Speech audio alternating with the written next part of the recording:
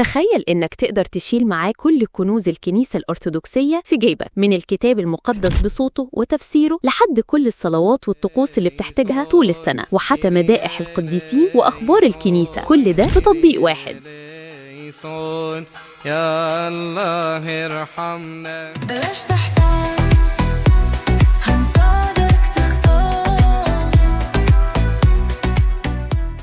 أهلا بيك في المنيو. هنساعدك تختار إيه التطبيقات اللي تستحق تجربها وسط بحر الابليكيشنز اللي على الموبايل والإنترنت. تطبيق أرثوذكسي بكاتامارس هو كنز حقيقي لكل شاب وشابة مسيحيين ولكل خادم وخادمة في كنيستنا العربية. التطبيق ده مجاني تماما وبيوفر للمستخدم الأرثوذكسي كمية كتب ضخمة ممكن يحتاجها على مدار السنة كلها، ده غير قراءات الكاتامارس اليومية. لغة الأساسية عربية. طيب إزاي الشباب والخدام ممكن يستفيدوا من التطبيق ده؟ أولا الكتاب المقدس بين إيديك. التطبيق بيوفر لك الكتاب المقدس كامل بعهده القديم والجديد، والأسفار القانونية التانية موجود باللغتين العربية والإنجليزية. في كمان الغذاء اليومي اللي بيقسم لك قراءات الإنجيل على سنة أو سنتين، وبتخلص الإنجيل كله بسهولة. كل الصلوات والطقوس الكنسية. التطبيق ده يعتبر مكتبة صلوات متكاملة، هتلاقي فيه الخلاج المقدس بكل قداساته، وتقدر تتابع الألحان والمناسبات. كمان في الأجبية كاملة، وتقدر تظبط تنبيهات لمواعيد صلوات السواعي عشان ما تفوتش أي صلاة. ده غير الكاتامارس اليومي والسنكسار والتسبيحة السنوية وصلوات أسبوع الآلام والأنديل. كنوز روحية وميديا تفاعلية. التطبيق بيقدم كنوز كنيستنا اللي فيها موسوعة على طقس الكنيسة وأقوال الآباء اليومية. في كمان قسم الميديا اللي بيحتوي على كروت تهنئة ومباركة تقدر تبعتها لأصحابك وعيلتك، وراديو أرثوذكسي مباشر، وقناة يوتيوب خاصة بالتطبيق فيها وعظات كتير. ده غير ألعاب بسيطة زي تشابه الصور اللي بتقوي الذاكرة. ممكن تستقبل رسائل روحية يومية على تليفونك، وكمان أخبار الكنيسة ورسائل من نيافة الأنبا رافائيل. طبعا هذا التطبيق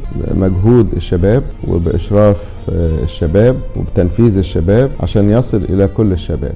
وفي خصائص تانية كتير هتساعدك زي التحكم في حجم الخط والوضع الليلي المريح للعين وتقويم للأعياد لحد سنة 2025. والخدام مدارس الأحد في كشكول الخدمة اللي ممكن تستفيدوا منه في متابعة الحضور وتحضير الدروس. فعلا تطبيق متكامل ومناسب لأي حد بيبحث عن تغذية روحية يومية. عشان كده بنشجعك تحمل تطبيق أرثوذكس الكاتامارس وتكتشف بنفسك كل الكنوز اللي فيه. هتلاقي رابط تحميل التطبيق في وصف الحلقة. قولوا لنا في التعليقات تحبوا المنيو الجاي يكون عن تطبيق إيه؟ لو منيو النهاردة أفادك، ياريت توصلوا الناس تانية يمكن يستفيدوا هم كمان. المنيو، وقتك ذهب، اختار اللي ينفعك.